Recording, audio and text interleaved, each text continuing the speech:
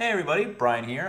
Saw 3D is coming out in theaters and I thought I'd take it upon myself to try and write the next Saw movie. I remember seeing the first one and laughing my ass off in the theaters, so it's going to be hard for me to reach the same comedic heights. But hey, you learn by doing, so here we go. Judging by the Wikipedia summaries, it appears the other Saw movies just recycled previous sequels through extended flashbacks. So I've taken the liberty of downloading a few of the scripts and copying and pasting all the plot twists, and now I'm already up to 40 pages. The goal is to take these plot twists and then introduce new twists that reveal what you saw in those movies was actually not what happened. Jigsaw can explain it all in his tape recordings because those are perfect for explaining shit, and as a bonus he'll seem bizarrely intelligent as a result of our screenplay machinations. So for example, in this plot twist from Saw 6, Detective Hoffman gets caught by some chick and she puts him in a reverse bear trap, but he escapes by breaking his hand and ripping his right cheek open. So what we'll do is show that Jigsaw actually counted on him doing that. Jigsaw will moralize for a little bit in a tape recorder, and then the detective gets his ribcage blown apart by a bomb that Jigsaw had secretly implanted in him over 4 movies ago. Stuff like that. So now we're up to 70 pages, which is almost enough to call it quits if you make those montages long enough, where the camera spins around people's heads and they scream to the heavens in fast motion. But let's just go the extra mile with this, and we'll add a few more traps. Here we'll have one vengeance-obsessed young man whose parents were killed in a car crash. He wakes up inside the very car that killed them.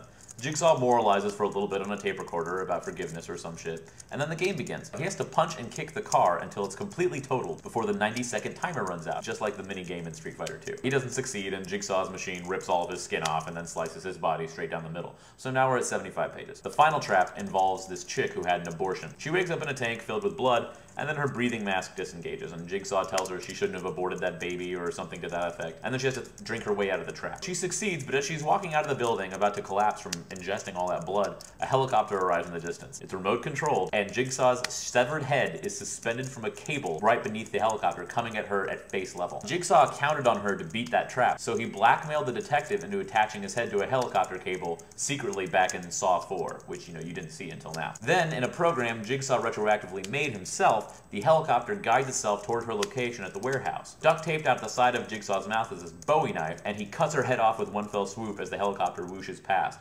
Okay, 84 pages. Turns out I still had some time before work, so I've also taken the time to construct what some of the marketing would look like. And it's basically just the Roman numeral 8, but with severed body parts and machine parts spelling it out. So I'll send this all off to Lionsgate in a pitch package, and we'll see what happens. I'm off to get a pumpkin spice latte.